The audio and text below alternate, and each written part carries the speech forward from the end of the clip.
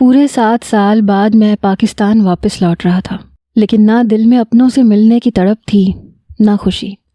پاکستان آنا میرے لیے کسی اذیت سے کم نہیں تھا، مگر یہ تو طے تھا کہ مجھے واپس پاکستان آنا تھا۔ جیسے جیسے میرا جہاز پاکستان کی سرزمین پہ اتر رہا تھا، اپنے ٹائر جما رہا تھا، میرا دل مٹھی میں مسلا جا رہا تھا۔ ایک اذیت تھی جو پچھلے 7 سال سے میں سہ رہا تھا، اور ایک اذیت تھی جو مجھے وہاں جا کے دیکھنی تھی۔ نہ چاہتے ہوئے بھی میری آنکھوں سے آنسو گرے تھے۔ ایک مضبوط اعصاب کا مرد ہوتے ہوئے میں اپنی آنکھوں سے گرنے والے آنسوؤں کو روک نہیں پایا تھا۔ جہاز لینڈ کر چکا تھا، تمام مسافر جہاز سے اتر رہے تھے، چہروں پہ مسکراہٹیں تھیں، آنکھوں میں چمک، اپنے دیس میں واپس آنے کی خوشی، لیکن میرے چہرے پہ ایسا کوئی تاثر نہیں تھا۔ مرے مرے قدم اٹھاتا ہوا میں جہاز سے باہر نکلا۔ ایئرپورٹ سے باہر جاتے ہوئے میرا دل چاہا کہ واپس جہاز میں بیٹھ کے لندن چلا جاؤں، واپس نہ آنے کے لیے۔ جیسے ہی ایئرپورٹ سے باہر آیا تو میرے والد، میری والدہ، میری چھوٹی بہن سبھی مجھے ریسیو کرنے کے لیے آئے ہوئے تھے۔ زبردستی کی مسکراہٹ میں نے اپنے چہرے پہ سجائی۔ میری والدہ میرے ساتھ لگ کے رونے لگی، میرا چہرہ اپنے دونوں ہاتھوں میں پکڑ کے چومنے لگی۔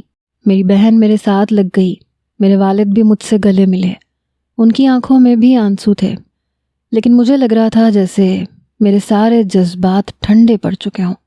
چاہ کے بھی میری آنکھ سے ایک آنسو نہیں نکلا۔ میرے والد پورا راستہ مجھ سے باتیں کرتے رہے، لیکن میں غائب دماغ۔ جیسے جیسے گاڑی بنگلے کی جانب بڑھ رہی تھی، میرے کانوں میں بس آواز آ رہی تھی، آہل واپس کرو میری ڈائری، ہمت ہے تو پکڑ لو۔ آہل کے بچے دے رہے ہو یا میں دادا جان سے کہوں؟ دادا جان کی چمچی، جاؤ جا کے کہہ دو آہل مرتضیٰ کسی سے نہیں ڈرتا۔ آہل، ہاں لالا رخ، بے ساختہ میرے لبوں سے نکلا تھا۔ میرے اس بے ساختہ جملے پہ میری والدہ اور میری چھوٹی بہن سب کے کان کھڑے ہوئے تھے۔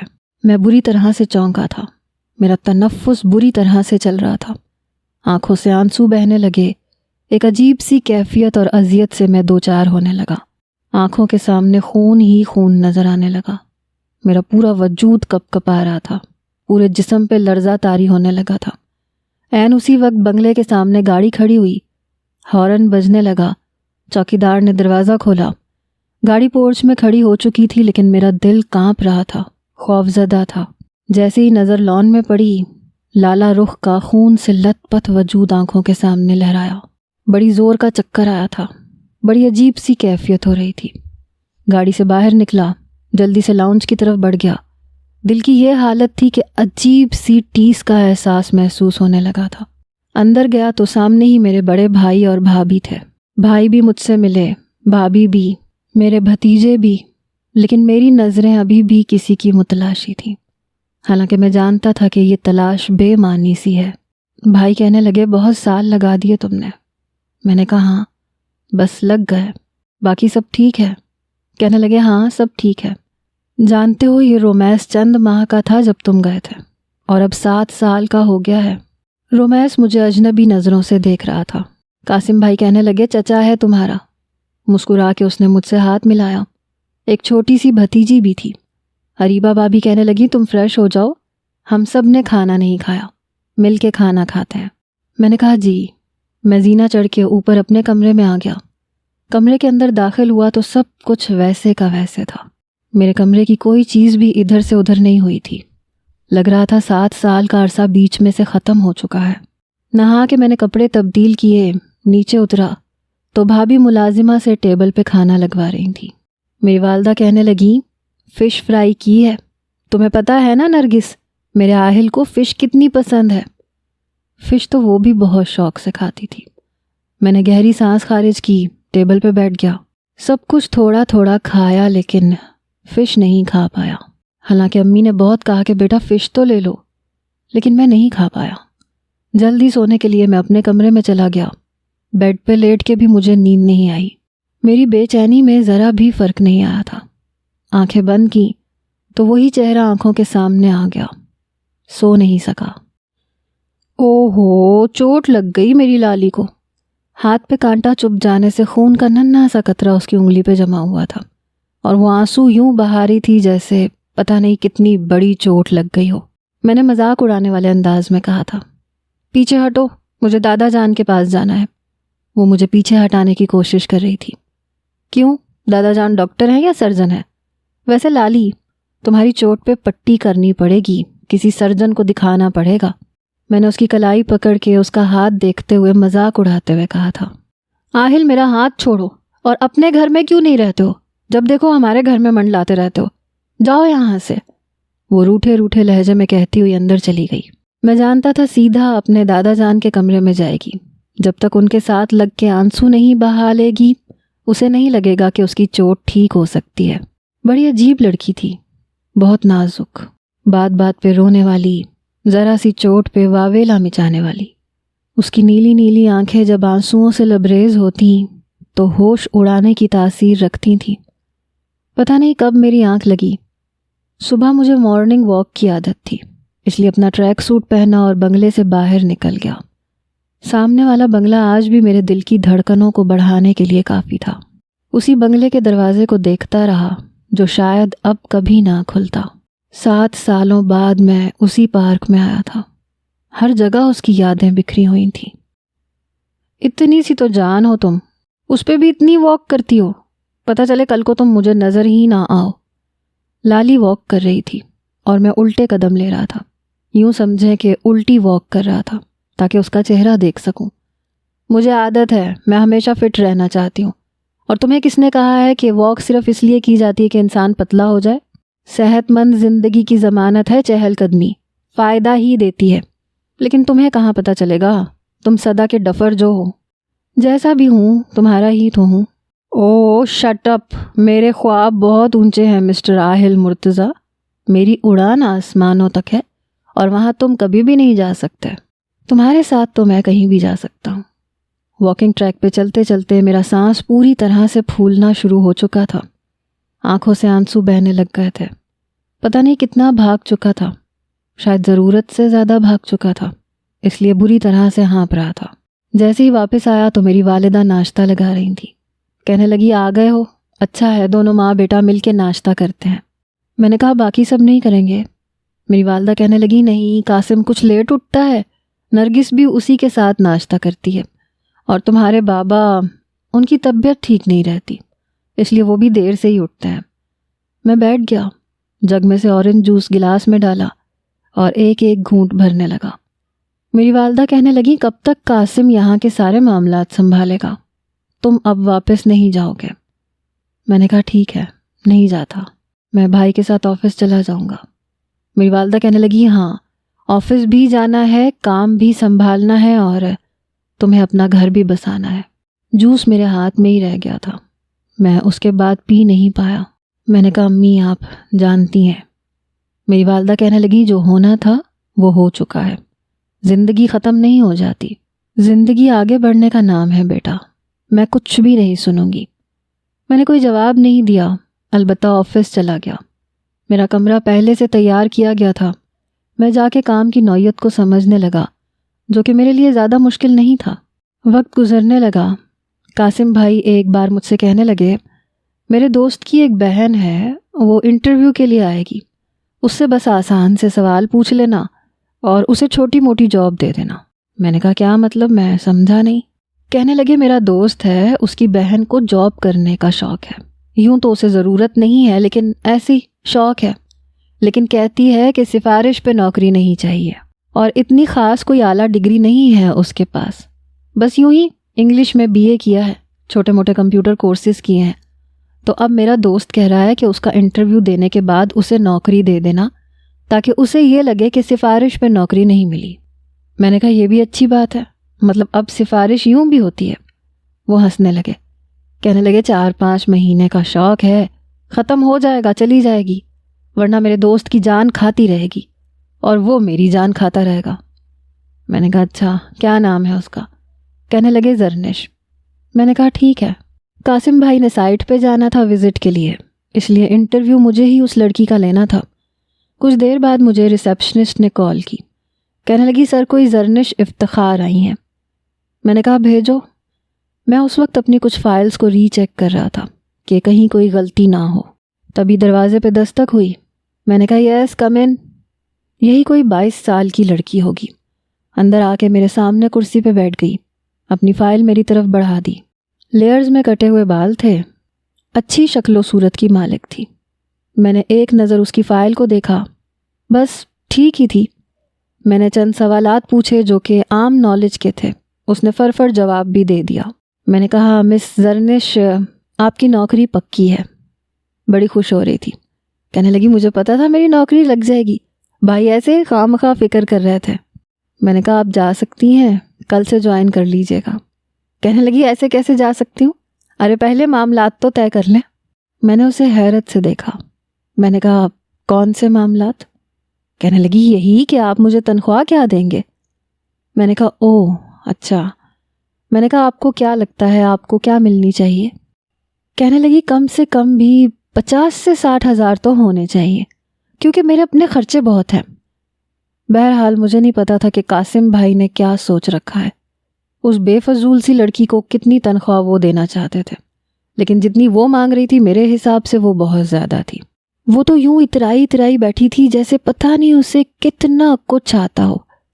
میں نے کہا وہ آپ کو قاسم بھائی بتائیں گے؟ کہنے لگی اچھا تو وہ ڈیل کرتا ہے، اس کمپنی کے مین ممبر وہ ہیں، آپ نہیں ہیں؟ میں نے کہا نہیں میں بھی ہوں، لیکن کس امپلائی کو کتنے پیسے دینے ہیں یہ قاسم بھائی ڈیسائیڈ کرتے ہیں۔ وہ اپنے ڈاکیومنٹس کی فائل لے کے جا چکی تھی۔ اگلے روز وہ آفس پہنچ گئی۔ حیرت مجھے اس بات کی تھی کہ قاسم بھائی اسے 50 ہزار دینے کو تیار تھے۔ میرے خیال سے تو وہ لڑکی 20-25 ہزار کی بھی حقدار نہیں تھی۔ کرتی کیا تھی؟ بس چند فائلز قاسم بھائی اسے پکڑا دیتے تھے کہ ان کو ری چیک کر دو، اور باقی وقت وہ دوسرے امپلائیز کا دماغ کھاتی رہتی تھی۔ ایک بار میں اپنے کمرے سے باہر آیا تو سامنے روبینہ کے کیبن کے ٹیبل پہ بیٹھی ہوئی تھی۔ دیکھو لڑکا نا شریف اور اچھے خاندان کا ہے، اور زیادہ عمر کا بھی نہیں ہے، نہ اسے تمہاری سانولی رنگت پہ کوئی زیادہ مسئلہ ہوگا۔ ارے میں نے تصویر دکھائی ہے، تم اسے پسند آ گئی ہو، اس کی اماں کو بھی پسند آ گئی ہو۔ ایسے موقع بار بار نہیں ملتے۔ میں تو کہتی ہوں پھٹ سے تم ہاں کرو، جھٹ پٹ سے میں تمہارا رشتہ طے کر دیتی ہوں۔ مجھے پتہ نہیں کیوں اس لڑکی پہ بڑا غصہ آیا۔ وہ یہاں پہ رشتے طے کروانے آئی تھی۔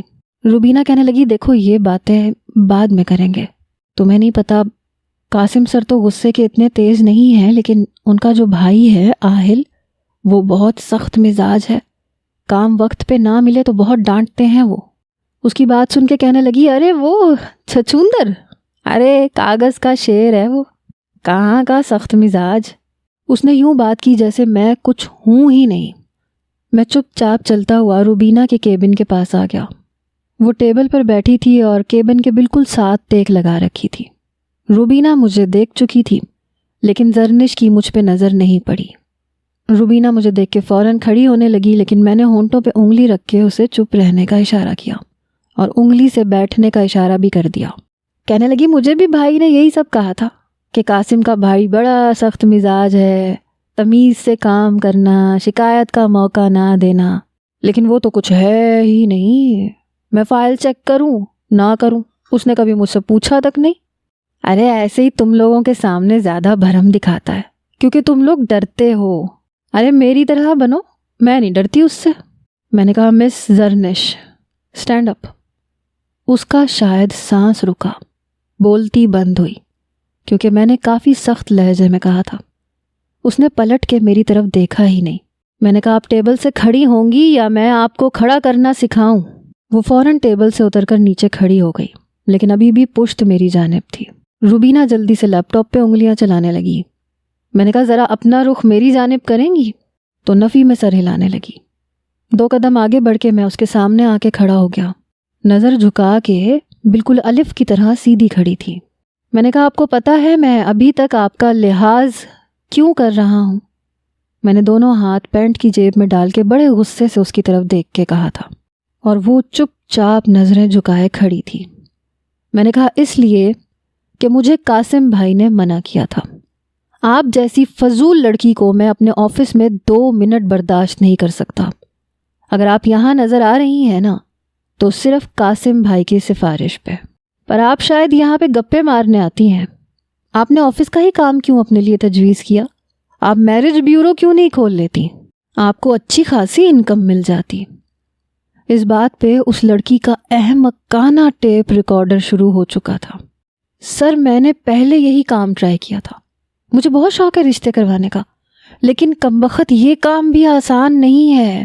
آپ کو نہیں پتہ کتنے پاپڑ بیلنے پڑتے ہیں۔ یہ روبینہ کو میں اسی چیز پہ تو سمجھا بجھا رہی تھی کہ پارٹ ٹائم میرا بھی یہ کام ہو جائے گا۔ پتہ نہیں کیوں اس لڑکی کی بے وقوفانہ باتیں سننے کا میرا بالکل موڈ نہیں تھا۔ میں نے کہا جا کے اپنے کیبن میں بیٹھیں، ورنہ میں آپ کو یہاں سے بھی چھٹی کروا دوں گا۔ کہنے لگی نہیں پلیز سر چھٹی مت کروائیے گا، بھائی نے میرا ویسے ہی خرچہ بند کر دیا ہے، اور آپ کو نہیں پتہ مجھے شاپنگ کا بہت شوق ہے۔ آپ کو پتہ ہے میں شاپنگ پہ جاتی ہوں نا تو پتہ ہے 60 70 80 ہزار کا تو پتہ ہی نہیں چلتا کہ کہاں گیا۔ چند چیزیں آ جاتی ہیں اور پیسوں کا پتہ ہی نہیں چلتا جاتے کہاں ہیں۔ آپ بتائیں کیا کام کرنا ہے، میں کر دیتی ہوں۔ میں نے کہا فی الحال آپ اپنے کیبن میں جا کے بیٹھیں۔ وہ فوراً سے اپنے کیبن میں جا کے بیٹھ گئی۔ میں نے ایک راؤنڈ لگایا، سب سے ان کے کام کے متعلق ضروری سوالات کیے اور واپس جا کے اپنے آفس میں بیٹھ گیا۔ البتہ باہر کیمرہ لگا ہوا تھا جس سے میں جب چاہے یہ دیکھ سکتا تھا کہ کون کیا کام کر رہا ہے۔ اپنے ضروری ڈاکیومنٹس میں نے چیک کیے۔ کچھ ہی دیر میں میٹنگ تھی۔ میں نے زرنش کو کال کی۔ میں نے کہا وہ فائل آپ کو دی تھی وہ ریڈی ہے نا؟ کچھ دیر میں میٹنگ ہے۔ کہنے لگی جی سر میں نے ریڈی کر دی ہے۔ میں نے کہا اسے میٹنگ روم میں رکھ دیں۔ کچھ ہی دیر بعد میرے کلائنٹس آ چکے تھے جن کے ساتھ میری میٹنگ تھی۔ میں میٹنگ روم میں گیا، وہ لوگ پہلے سے وہاں بیٹھ چکے تھے، ان کے سامنے کولڈ ڈرنکس بھی رکھ دی گئی تھیں۔ کچھ دیر بعد جیسے ہی میں نے میٹنگ کے لیے وہ فائل کھولی تو میرا دماغ گھوم کے رہ گیا۔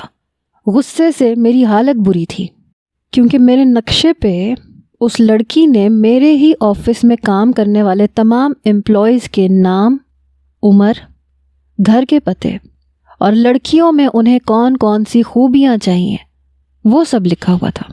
میرا جی چاہا میں اس لڑکی کا سر پھاڑ دوں۔ میں جی بھر کے ضد ہوا تھا۔ مجھے وہ نقشہ اپنے کلائنٹس کو دکھانا تھا جسے وہ اپنی فضولیات سے بھر چکی تھی۔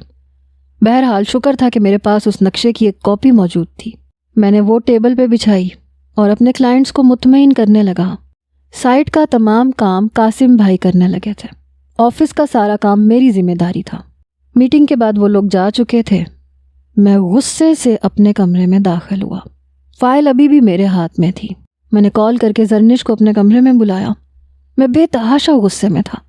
وہ منہ میں چینگم چباتی ہوئی میرے کمرے میں داخل ہوئی۔ یس سر آپ نے مجھے بلایا؟ میں نے کہا جی ہاں، ادھر آئیے۔ بڑے مزے سے اس نے دروازہ بند کیا، بڑی ترنگ میں چلتے ہوئے میرے سامنے آئی، کرسی کھینچ کے بیٹھ گئی۔ میں نے کہا زرنش میں نے آپ کو بیٹھنے کے لیے تو نہیں کہا، کھڑی ہو جائیے۔ کہنے لگی کیا؟ اسے یوں حیرت ہوئی جیسے میں نے کچھ غیر متوقع بات اسے کہہ دی ہو۔ میں نے کہا آپ کھڑی ہو جائیں۔ وہ کھڑی ہو گئی۔ میں نے فائل پکڑ کے زور سے دوبارہ ٹیبل پہ اس کی طرف پھینکی۔ وہ بری طرح سے چونکی۔ میں نے کہا یہ کیا حرکت ہے؟ آپ کے اندر ذرا بھی مینرز ہیں؟ آپ کو اندازہ ہے کہ میں نے میٹنگ کس طرح سے اٹینڈ کی ہے؟ کہنے لگی میں نے کیا کیا ہے؟ میں نے کہا اسے کھول کے دیکھیں آپ نے کیا کیا ہے۔ اس نے فائل کھولی تو اس کا رنگ ایک دم اڑ گیا۔ اس کے ہوش یوں اڑے جیسے کچھ غلطی سے کر بیٹھی ہو۔ کہنے لگی او ہو یہ میں نے یہاں لکھ دیا، کب سے ڈھونڈ رہی تھی۔ آپ کو پتہ ہے میرا کتنا نقصان ہونے والا تھا؟ شکر ہے مجھے یہ ساری ڈیٹیلز مل گئیں۔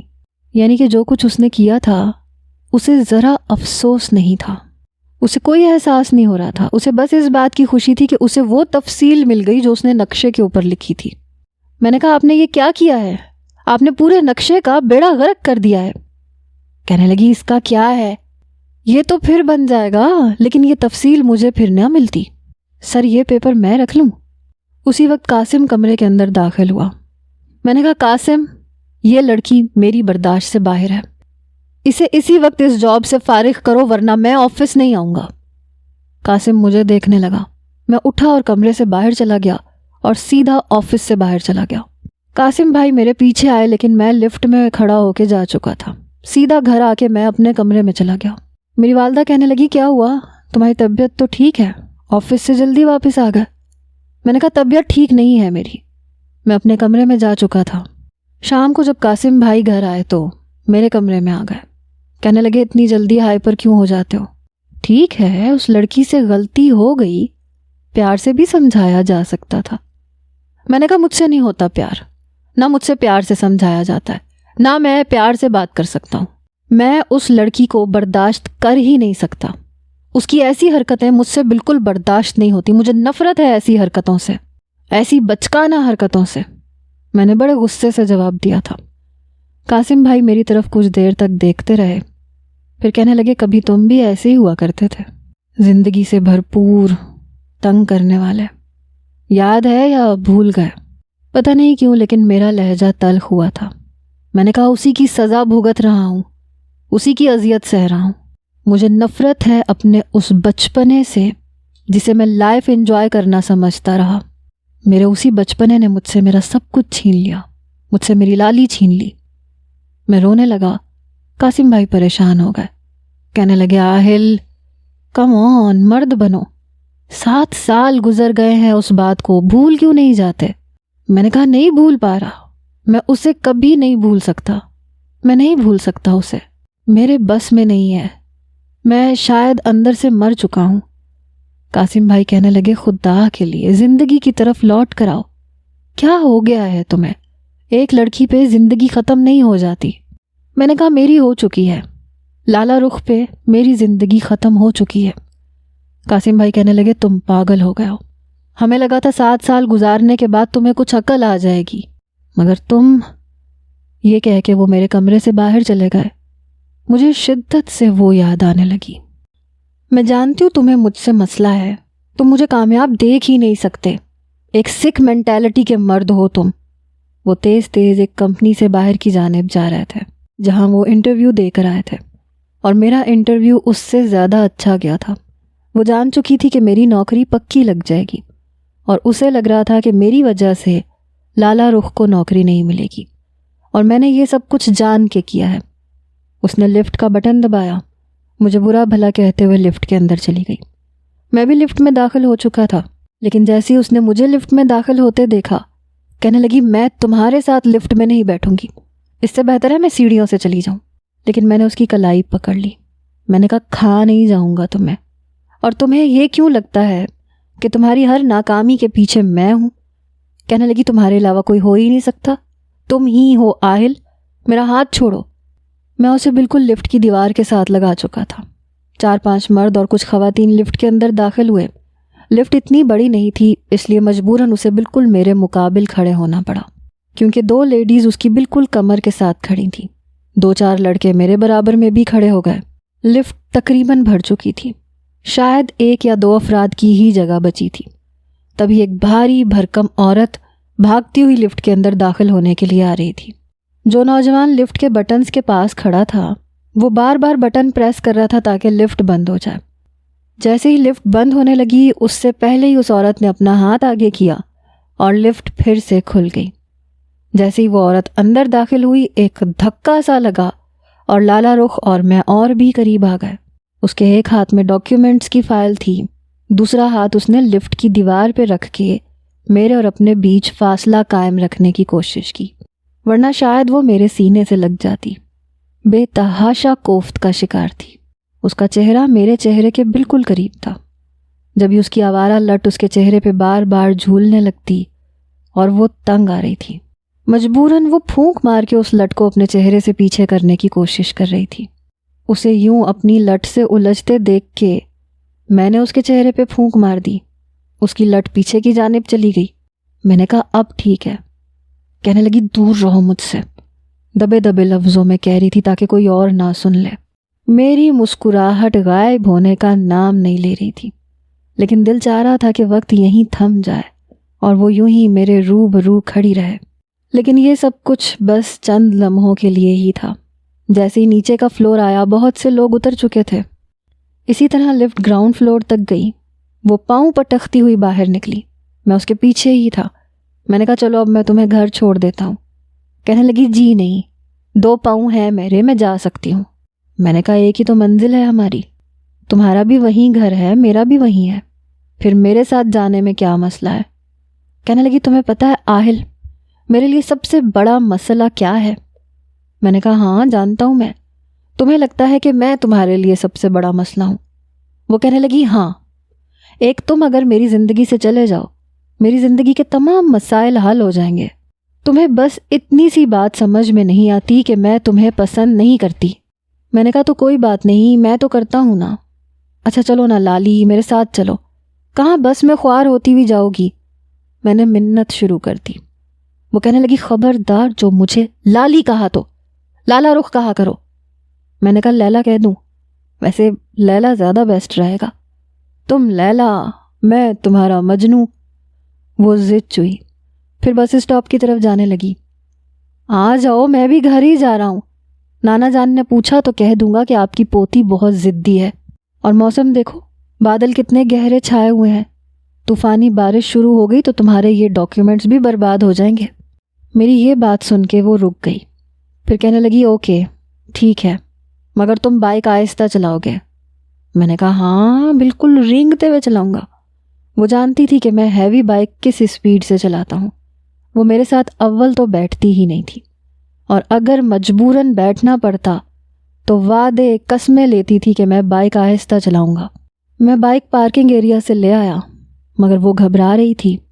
بادل گرجنے لگے تھے، اس لیے وہ میرے پیچھے ڈرتے ڈرتے بیٹھ گئی۔ میرے کندھوں سے مجھے پکڑنے کے بجائے میری شرٹ پکڑ رکھی تھی۔ لالی ٹھیک سے پکڑو، نہیں تم بائک تیز چلاؤ گے۔ میں نے کہا تم ٹھیک سے پکڑ رہی ہو یا نہیں؟ بائک میں سٹارٹ کر چکا تھا۔